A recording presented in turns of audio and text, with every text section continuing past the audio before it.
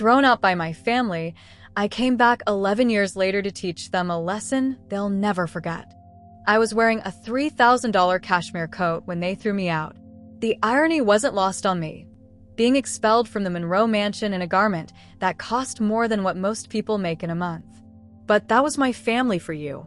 Even in rejection, appearances mattered above all else.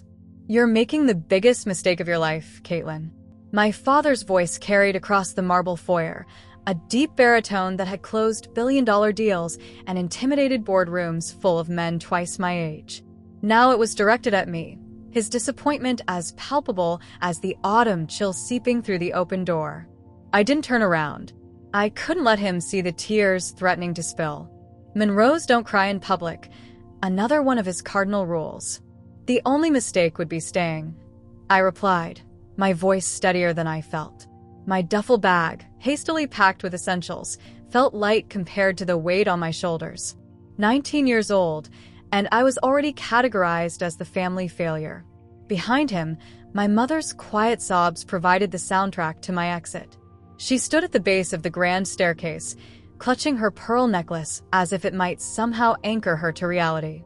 Please, Caitlin, she whispered, think about what you're doing to us. Not what I was doing for myself. What I was doing to them. That was the Monroe way, the individual always subordinate to the family name, to the empire. My two older brothers flanked my father like matching bookends in their tailored suits.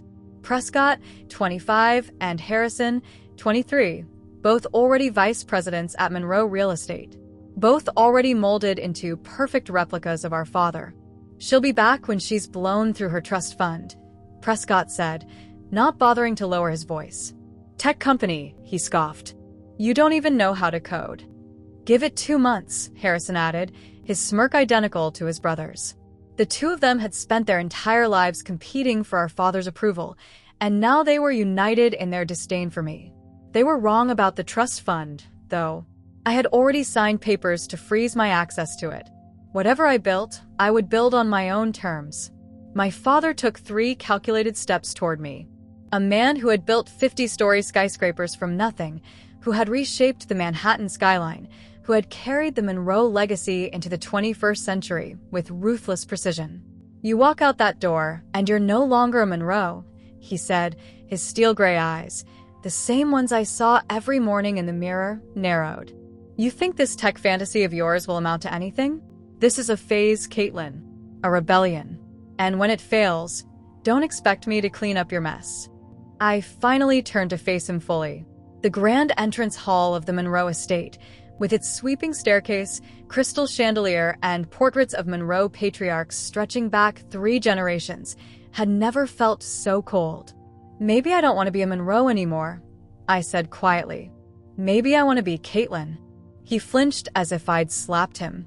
In our world, the family name was everything. My mother let out another sob. Richard, please. Enough, Eleanor. My father cut her off without looking away from me. She's made her choice. I had.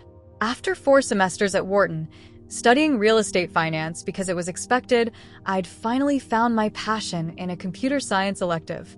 The professor had seen something in me, an intuitive understanding of systems, a talent for problem-solving that went beyond memorizing code.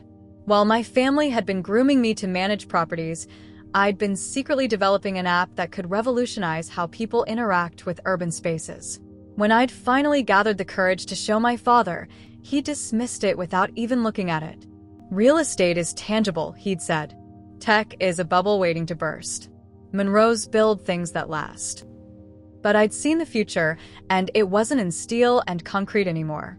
It was in algorithms and interfaces, in code that could adapt and evolve. My family was stuck in the past, and I refused to be buried with them. Goodbye, Dad, I said, shouldering my bag. I looked past him to my mother and brothers. Mom. Prescott. Harrison. None of them moved. None of them tried to stop me. The heavy oak door closed behind me with a definitive thud. The November air bit at my cheeks, but I didn't reach for the cashmere coat's belt to tighten it. Instead, I shrugged it off and draped it over the stone balustrade of their front steps. My Uber was waiting at the end of the long driveway. The driver looked surprised when I approached with just a duffel bag, no coat, despite the cold. "Going to the airport, miss?" he asked, eyeing the mansion behind me. "San Francisco," I confirmed, sliding into the back seat. "One way." As we pulled away, I didn't look back at the Monroe estate. I didn't need to. I had memorized every brick, every window, every manicured hedge. I knew I would carry it with me, not as a place I longed to return to, but as a reminder of everything I was determined to surpass. My phone buzzed with a text from my roommate from Wharton, Zoe.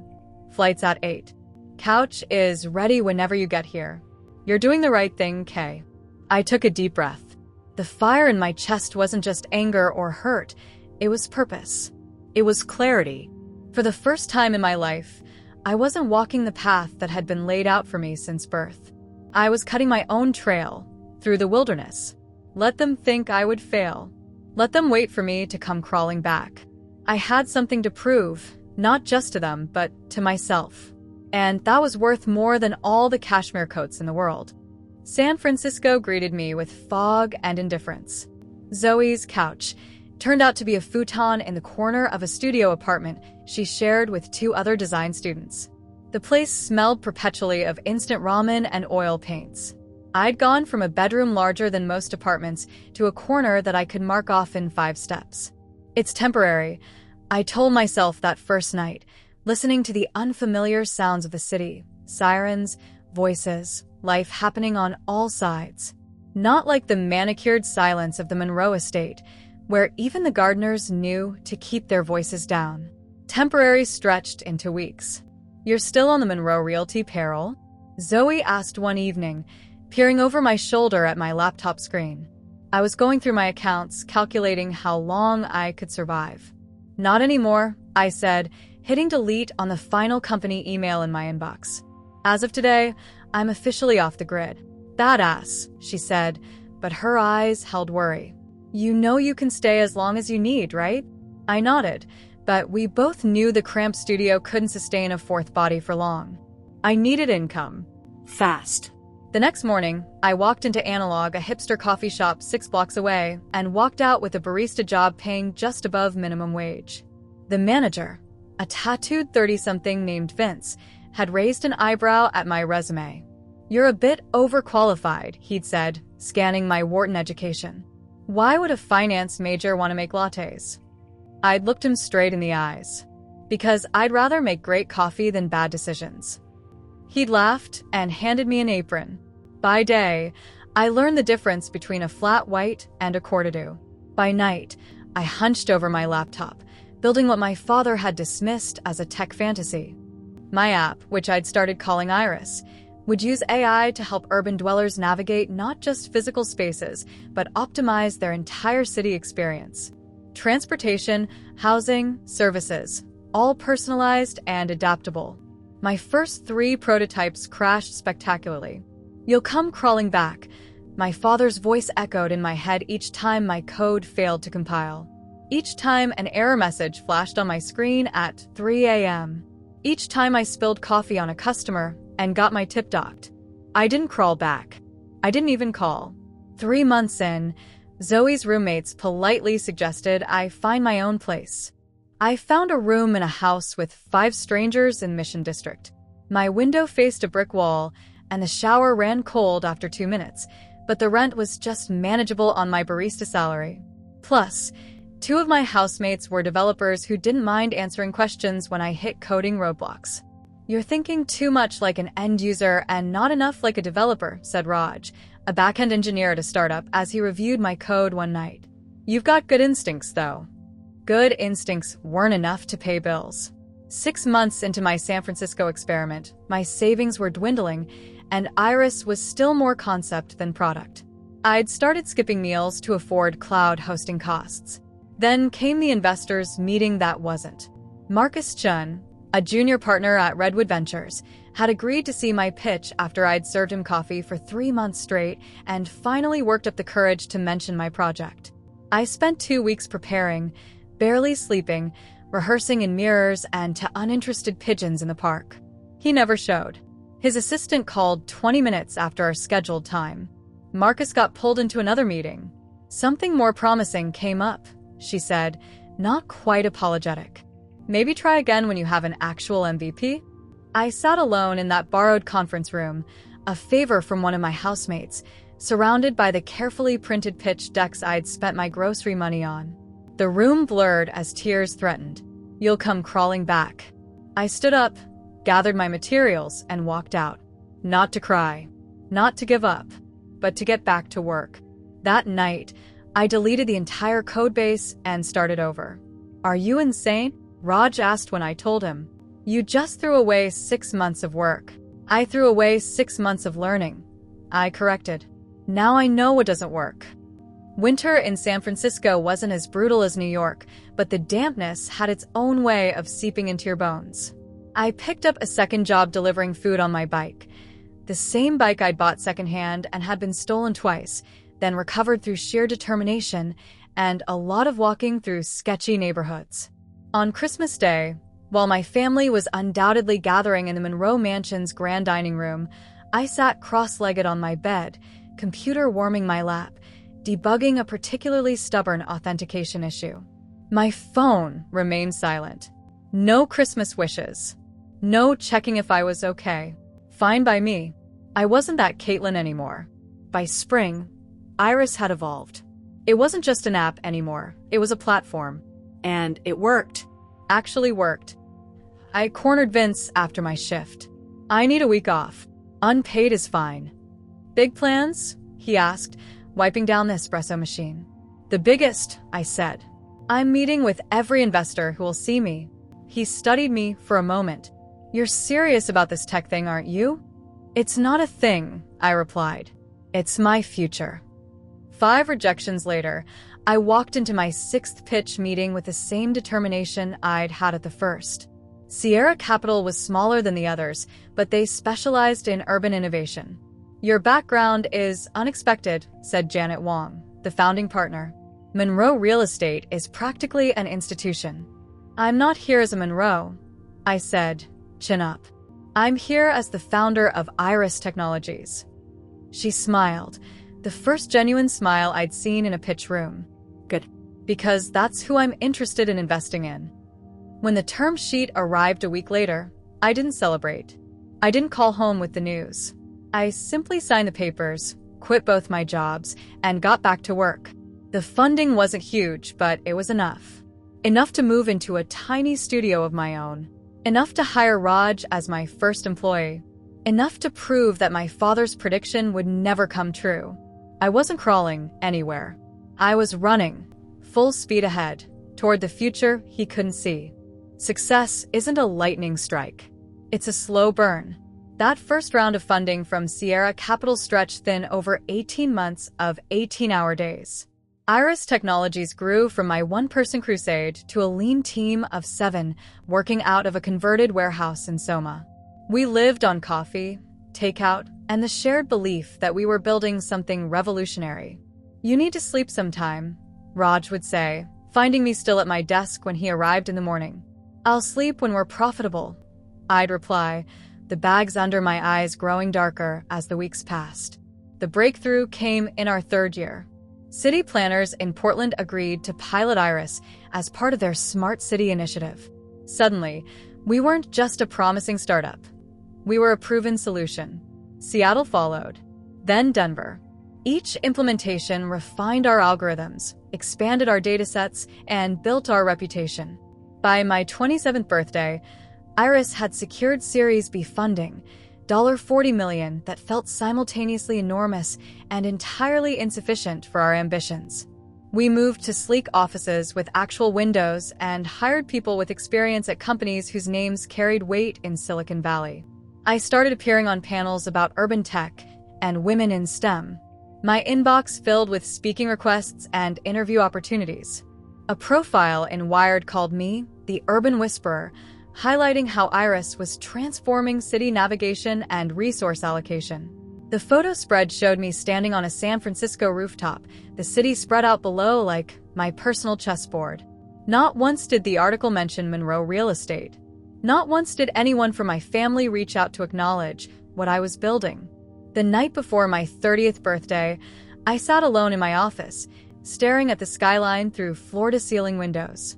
10 floors below, San Francisco hummed with energy, much of it optimized by Iris's systems. My phone buzzed with birthday wishes from team members, investors, even competitors, but nothing from New York. I wondered if they even remembered. "You've got that look again," said Diana, our CFO, appearing at my door with 2 glasses of whiskey. She joined us after leaving a cushy position at Google, drawn by the mission and, as she put it, the chance to work for someone who actually gives a damn. "What look is that?" I asked, accepting the drink. "I've conquered the world, but still feel like I have something to prove look." She settled into the chair across from me. "The board approved the IPO timeline, by the way. We file in 6 weeks." I swirled the amber liquid, watching it catch the light. "Are we ready?" "More than ready. The question is, are you?" Going public meant global visibility. It meant financial pages and business networks that my family undoubtedly followed. It meant becoming impossible to ignore. "I've been ready for this since I was 19, I said. The IPO exceeded even our optimistic projections. Iris Technologies stock opened at $42 and closed at $68. By market close, I was worth, on paper, over $300 million. My team celebrated with champagne sprayed across our office rooftop, whooping and embracing as years of work crystallized into undeniable success. I smiled for the cameras, gave the requisite statements about our vision for the future, and then retreated to my new penthouse apartment to watch the financial news alone. Tech's newest unicorn, the analysts called us. A disruptive force in urban planning. The future of city living. I waited for the phone to ring. It didn't. The next morning, my assistant placed the day's papers on my desk. The business section of the New York Times featured a split headline. On one side, Iris Technologies' successful IPO. On the other, a smaller story about Monroe Real Estate facing restructuring challenges amid mounting debt. My coffee went cold as I read the article twice, then 3 times. Monroe Real Estate, the unshakable empire, the family legacy, was in trouble. Serious trouble. The article cited aggressive expansion strategies that failed to anticipate market shifts and leadership divisions among the Monroe siblings. My brothers, it seemed, had driven our father's company toward the rocks. I opened my laptop and began searching for everything I could find about Monroe Real Estate's current situation. The picture that emerged was grim. Over-leveraged properties, failed luxury developments in markets that had cooled, and rumors of internal power struggles between Prescott and Harrison. My father, according to the most recent articles, had stepped back from day-to-day operations 2 years earlier, leaving my brothers at the helm. "Ms. Monroe?" My assistant's voice came through the intercom. "The team from Westridge Partners is here for the acquisition meeting." Westridge Partners, a tech-focused real estate development firm we'd been discussing a potential partnership with. They owned prime properties in emerging tech corridors across the country, locations that would be perfect for implementing Iris's next-generation urban integration systems. I straightened my designer blazer, a far cry from the hoodies of my early startup days, and walked into the conference room with practiced confidence. "Good morning," I greeted the Westridge team. "Before we begin, I'd like to propose a slight shift in our discussion." Their lead negotiator raised an eyebrow. "Oh, yes," I said, taking my seat at the head of the table. "Instead of a partnership, I'd like to discuss Iris Technologies acquiring Westridge outright." A beat of silence, then nervous laughter. "That's ambitious," he said carefully. "Ambitious is my baseline," I replied, sliding a folder across the table. "These are our initial terms. But more importantly, I want to discuss your largest competitor." "You mean Axiom Developments?" I allowed myself a small smile. "No, I mean Monroe Real Estate." The room fell silent. My executive team exchanged glances, caught off guard by this unexpected pivot. "Monroe?" the negotiator repeated. "They're hardly a competitor for us anymore. They're struggling." "Which makes them an acquisition target," I said. "And I want Westridge to help us position for a takeover bid." Diana, ever loyal but never a yes woman, leaned toward me. Caitlin, this wasn't in our strategy discussions, she whispered urgently. It is now, I replied, loud enough for everyone to hear. Gentlemen, shall we discuss how to acquire one of New York's oldest real estate dynasties? As the meeting progressed into details and strategies, a plan formed, not just a business plan, but a personal one. The black sheep was returning to the fold, but not as the prodigal daughter seeking forgiveness. I was coming back as Ms. Monroe, CEO of Iris Technologies. And I was coming for everything. Manhattan hadn't changed, but I had. 11 years after leaving in an Uber with a single duffel bag, I stepped out of a private car into the crisp autumn air. The Monroe Building, 52 stories of steel and glass bearing my family name, towered above me, its reflective surface turning the morning light into something cold and severe. They've confirmed the meeting for 10 a.m., Diana said, emerging from the car behind me. Our lawyers are already inside. I nodded, adjusting the cuffs of my tailored navy suit. Not cashmere this time, something sharper, with clean lines and subtle power. The weight of my success visible in every thread. Remember, Diana continued, we're just Eclipse Ventures today. The Iris connection stays under wraps until you give the signal. Eclipse Ventures, the shell company we'd created for this acquisition. To the Monroes, we were simply anonymous investors with deep pockets and a generous offer. An offer their failing company desperately needed. How do you feel? Diana asked as we approached the revolving doors. I paused, looking up at the building that had once represented everything I was expected to become. Like I'm finally tall enough for this ride. The lobby was exactly as I remembered, all marble and hushed conversations, the Monroe family crest emblazoned on the floor. The security guard at the desk did a double-take as I approached. Ms. Monroe, he asked, confusion apparent. I didn't know you were. I'm here for the board meeting. I cut him off smoothly. Eclipse Ventures. Recognition dawned in his eyes, not of me as the prodigal daughter, but as the mysterious CEO making waves in the business press. Of course. They're expecting you in the penthouse boardroom. The elevator ride to the top floor was silent. Diana checked her tablet, reviewing our strategy one last time. I watched the floor numbers climb, each one bringing me closer to the confrontation I'd been rehearsing in my mind for years. What would I say to them? What would they say to me? In my most vindictive fantasies, I'd imagine sweeping in and announcing my triumph immediately, watching their faces contort in shock and dismay. But as the elevator neared its destination, a strange hesitation crept in. Was revenge really what I wanted? The door slid open to reveal the executive floor, recently renovated, but somehow diminished from my memories.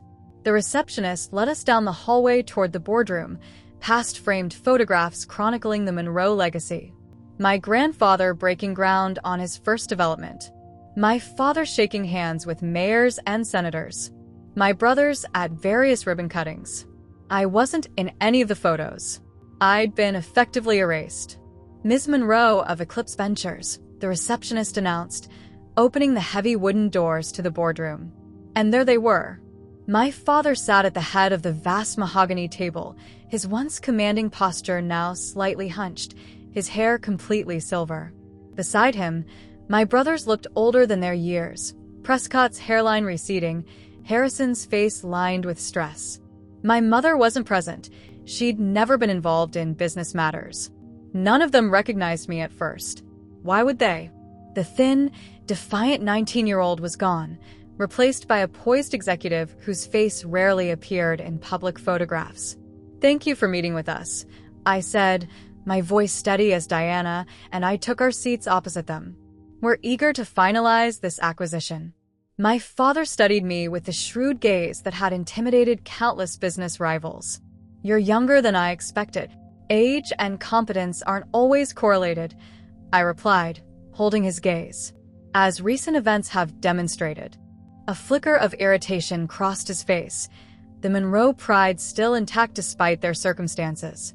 Prescott leaned forward, all false confidence and bravado. Let's not waste time. You've seen our counter to your offer? We have, Diana replied. And we find it unrealistic given your current market position and debt structure. Our brand has value beyond the balance sheet, Harrison interjected, sounding exactly like our father used to. The Monroe name means something in this city. I couldn't help it, I laughed. A short, genuine laugh that silenced the room. Something amusing? My father asked, his voice dangerously quiet. Just the irony, I said, of how much stock you put in a name.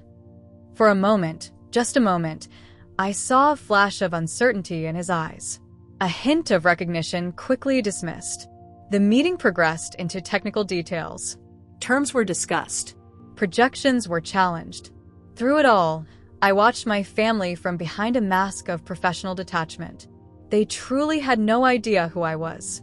Prescott had grown sloppy, relying on charm rather than preparation. Harrison was all rigid aggression, attacking our assessments of their company's value.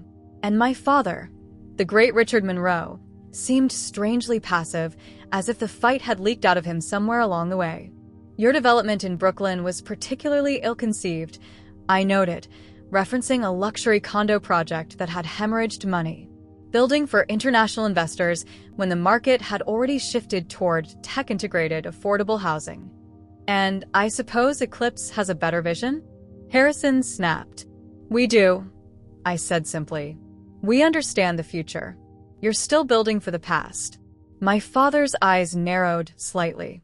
Something in my phrasing, perhaps, or my tone, echoes of an argument from long ago. You know, he said slowly, you remind me of someone. My heart raced. This was it, the moment of recognition, the culmination of everything I'd worked for. But instead of triumph, I felt a strange hollowness. These men weren't titans anymore. They were just tired, defeated, clinging to the remnants of what had once seemed unshakable. We'll need to confer privately, my father said, standing abruptly. We'll reconvene after lunch. As they filed out, Harrison brushed past me muttering, we built this company over generations. You tech people think you can just swoop in and understand what we've created. I remained seated, watching them leave. Diana touched my arm once the door closed. Are you okay? She asked. You went off script in there. I nodded, struggling to identify the emotion twisting in my chest. It wasn't the satisfaction I'd expected. It was something more complicated, a mixture of power and pity, vindication, and unexpected grief. I thought this would feel different, I admitted. Different how? I stared at the empty chairs where my family had sat. I wanted them to remember what they threw away. But now I'm not sure that's enough anymore. Diana studied me carefully. What are you planning, Caitlin? I stood, smoothing my suit. A slight change in strategy. The acquisition goes forward, but the reveal happens today, not at the signing. Are you sure? I wasn't, not entirely. But I knew one thing with absolute certainty. I didn't want to become them. I hadn't built Iris Technologies just to destroy Monroe real estate. I'd built it to be better than they ever imagined I could be. I'm sure, I said. It's time they learn exactly who they're dealing with. The afternoon sun cast long shadows across the boardroom when the Monroes returned. They entered as a unified front, my father flanked by my brothers, their lawyers trailing behind like well-dressed shadows. Their postures had changed. They'd found their confidence somewhere over lunch. I recognized the look immediately. They thought they had leverage. Ms. Monroe, my father began, settling into his chair with renewed vigor. We've reviewed your proposal again, and while we appreciate Eclipse Ventures' interest, we've decided to entertain another offer. Diana shot me a concerned glance.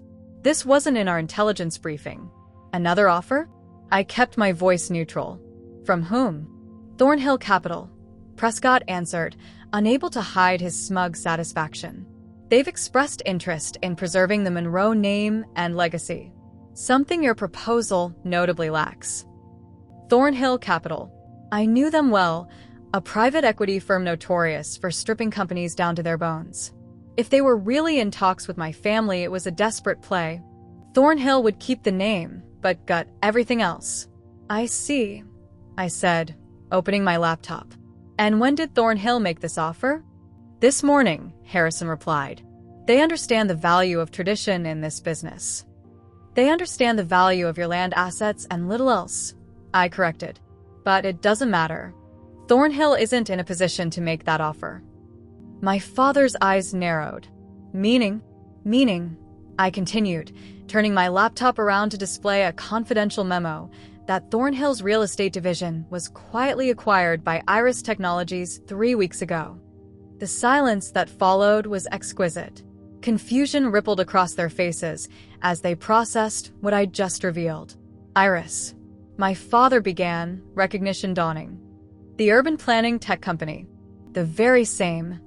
I reached into my briefcase and withdrew a stack of folders, sliding one to each Monroe. These contain the finalized acquisition proposal, not from Eclipse Ventures, but directly from Iris Technologies. You'll find the terms substantially more favorable than what Thornhill would have offered.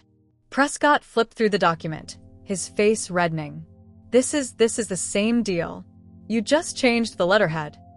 Look at page 4, Diana suggested.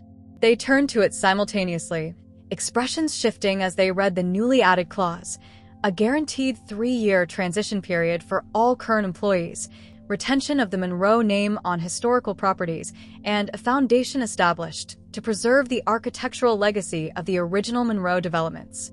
This doesn't make sense, Harrison muttered. Why would a tech company care about preserving our legacy?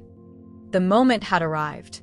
I could feel my heart pounding against my ribs, 11 years of absence and hurt and determination culminating in this single, perfect opportunity. Because, I said, removing a pen from my jacket pocket, some things are worth preserving, even when change is necessary. I pulled the signature page toward me and signed with a flourish, not as the CEO of Eclipse Ventures, but with my full name, Caitlin Elizabeth Monroe, Chief Executive Officer, Iris Technologies. My father's face went slack. Prescott dropped his folder. Harrison's mouth actually fell open. Caitlin. My father's voice was barely a whisper. Hello, Dad. The words came out steadier than I felt. It's been a while. For several seconds, no one moved. The only sound was the faint hum of the air conditioning and the distant wail of a siren somewhere in the city below. Then everything happened at once. This is impossible, Prescott sputtered. You can't. This has to be some kind of trick. I assure you it's not, Diana interjected, professional as ever despite the family drama unfolding. All documentation is in order. Harrison stood abruptly, his chair scraping against the floor. You disappeared for over a decade, and now you show up to, what? Humiliate us? Take everything? I didn't disappear. I corrected him. I built something. Something you all said I couldn't build. My father hadn't spoken again. He was staring at me as if trying to reconcile the daughter he remembered with the woman before him. I met his gaze unflinchingly. You said I'd come crawling back, I reminded him softly. Those were your exact words. Instead of responding, he rose from his chair, straightened his suit jacket with shaking hands, and walked out of the boardroom without a backward glance.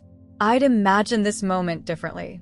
In my fantasies, he'd crumble, apologize, beg for forgiveness, or rage against my betrayal. Something dramatic and cathartic. But this quiet departure, it left everything unresolved, hanging in the air between us.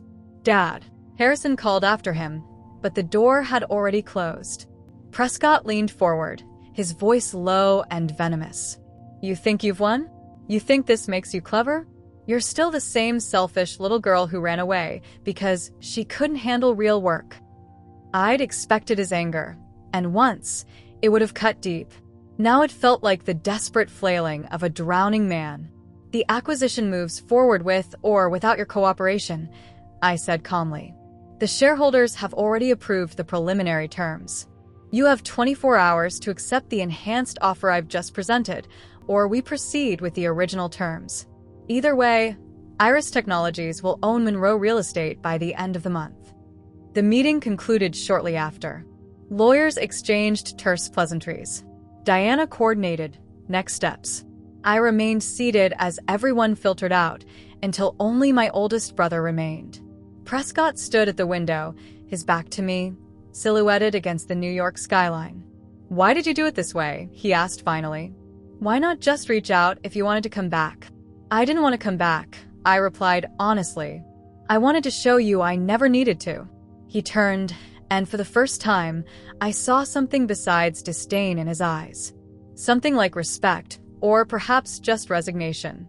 "Congratulations then," he said flatly. "You've made your point." When the boardroom finally emptied, I sat alone at the table where my father had presided over countless deals. Victory tasted different than I'd imagined, not sweet, but complex and slightly bitter. My phone buzzed with messages from the Iris team back in San Francisco. Media inquiries about rumors of the acquisition. Schedule requests for tomorrow's meetings. But I couldn't focus on any of it. Instead, I found myself walking to the window, gazing out at the city I'd left behind.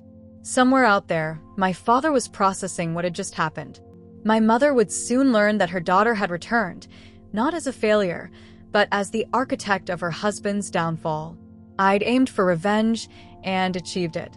So, why did triumph feel so hollow?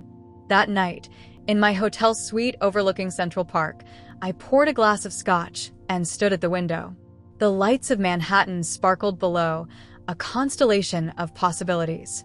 To the Monroes, I whispered to my reflection in the glass. All of us. Transformation happens in the quiet moments. Not in boardrooms or during dramatic confrontations, but in the still hours when you're forced to face yourself without pretense. 3 weeks after the acquisition was finalized, I found myself back in the Monroe building, this time in what had been my father's office. His personal items had been cleared out, leaving behind only the heavy furniture and the weight of history. I ran my fingers along the mahogany desk where he'd signed deals that shaped the New York skyline. Where he'd once told me I wasn't Monroe material. Diana knocked softly before entering. "The transition team needs decisions on the staffing structure," she said, placing a thick folder on the desk. "HR has identified redundancies between Monroe and Iris personnel." Redundancies. The corporate euphemism for people about to lose their jobs. People who had nothing to do with my family's rejection but would suffer the consequences of a takeover nonetheless. "How many?" I asked. About 40% of the Monroe workforce could be considered non-essential to our operations. I walked to the window, gazing out at the city that both our companies had helped shape in different ways. Monroe through physical structures, Iris through invisible networks of data and efficiency. What if we didn't do that? I said finally. Diana raised an eyebrow. Didn't do what? The standard slash and burn. What if we integrated instead? Found ways to make their expertise work with our vision. That would significantly impact our projected savings, she pointed out. The board will adapt, I finished. Just like we're asking everyone else to adapt. Later that afternoon, I called an all-hands meeting in the Monroe Building's atrium. Employees from both companies gathered nervously, the distinct division visible in their grouping, Monroe's traditional suits clustering together, Iris's more casual tech workers on the opposite side. I stood on the staircase landing, surveying the divided room. This wasn't about my family anymore. This was about something larger. For those who don't know me yet, I'm Caitlin Monroe, I began. Yes, that Monroe. And yes, the CEO of Iris Technologies. My story with this company, with this building, began long before Iris existed. A murmur rippled through the Monroe employees. You've all heard the acquisition rumors by now. They're true, but this isn't a hostile takeover or a corporate dismantling. This is an evolution. I outlined the vision. Monroe's physical real estate expertise combined with Iris's technological infrastructure. Traditional developments enhanced by smart systems. No layoffs, instead, retraining programs and collaborative teams that would bring both companies' strengths together. We're not erasing Monroe real estate, I assured them. We're building on its foundation to create something neither company could achieve alone. As the meeting concluded, I noticed a familiar figure lingering near the back exit, my youngest brother, Thomas. Unlike Harrison and Prescott, he'd been away at college when I left and had always been the family outsider in his own way. Now 25, he approached cautiously after the crowd dispersed. That wasn't what I expected, he said, hands shoved in his pockets. Dad said you were back to destroy everything. Is that why neither he nor Mom have returned my calls? Thomas shrugged. They're processing. It's a lot. We stood in awkward silence before he blurted, I followed you, you know. Not literally, but I read every article about Iris. Watched your TED Talk 3 times. Something tightened in my chest. You did. Yeah. I even took coding classes. He hesitated. I was thinking, maybe there's a place for me here? Not because of my name, but because I actually want to learn. 2 days later, I spoke at a Women in Tech conference to a packed auditorium. As I prepared backstage, an email notification appeared on my phone. From my father. 3 words. We should talk. I tucked the phone away. That conversation would happen, but on my terms. Today wasn't about the past. The spotlight felt warm as I stepped onto the stage, facing hundreds of young women with dreams as big and unlikely as mine had once seemed. Success isn't measured by who you prove wrong, I told them, departing from my prepared remarks. It's measured by who you prove right, including yourself. Over the following months, Iris Monroe integrated in ways that surprised the business world. We launched a mentorship program specifically designed for women from underrepresented backgrounds, providing coding education and pathways into both tech and real estate. I named it the Eleanor Initiative after my mother. She called the day after the announcement, her voice tentative. It's a lovely gesture, Caitlin. It's more than a gesture, I told her. It's a beginning. Thomas thrived in the development division, bringing fresh perspectives that bridged the gap between traditional real estate and technological innovation. Prescott eventually accepted a position with a competitor. Harrison started his own boutique firm, smaller but more aligned with his strengths. My father was the last holdout. 6 months after the acquisition, he requested a meeting in Central Park, away from either of our territories. We walked in silence along the reservoir before he finally spoke. I was wrong about you. The words seemed physically painful for him to say. Not about everything, but about what you were capable of. Coming from Richard Monroe, it was practically a sonnet. I was wrong too, I admitted, about what I wanted from all this. And what was that? At first, to make you regret pushing me away. I paused as a jogger passed us. Now, to build something that matters more than either of our egos. He nodded slowly. Your mother said you've kept the Monroe name on the historical properties. Some legacies deserve to be preserved, I said, even as we build new ones. We continued walking, the gap between us still present, but narrower than before. Reconciliation would be a slow process, just like building Iris had been. Just like integrating 2 companies with different cultures and visions. Nothing worthwhile happens overnight.